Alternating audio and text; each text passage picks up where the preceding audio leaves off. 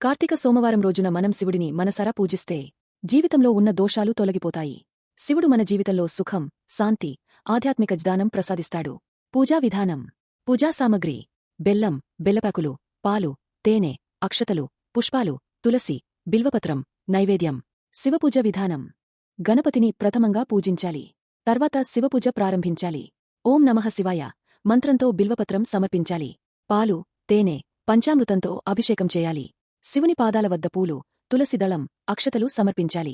శివ అష్టోత్తర శతనామావళి పయించడం చాలా శ్రేయస్కరం. తర్వాత పార్వతీదేవి పూజ కూడా చేయాలి. ప్రత్యేక నైవేద్యం. వ్రతదారులు ఆ రోజు చేసిన ప్రసాదం, బెల్లం పాయసం, వంటలు శివునికి సమర్పించి తర్వాతే తినాలి. ఉపవాసం విధానం. కార్తీక సోమవారం ఉపవాసం 3 రకాలుగా ఉంటుంది. 1 నిర్జల ఉపవాసం. జలము త్రాగకుండా భగవంతుని ధ్యానంలో రోజంతా గడపడం. శక్తి ఉన్నవారు మాత్రమే చేయాలి. 2 ఫలాహారం ఉపవాసం. రోజంతా పండ్లు, పాలు మాత్రమే తీసుకోవడం. 3 సాయంత్రం ఒక్కసారిగా తినే ఉపవాసం. రోజంతా భోజనం చేయకుండా సాయంత్రం పూజ అనంతరం ఒకసారి భోజనం చేయడం. సంధ్యా సమయం. సాయంత్రం సూర్యాస్తమయం తరువాత దీపాలు వెలిగించాలి.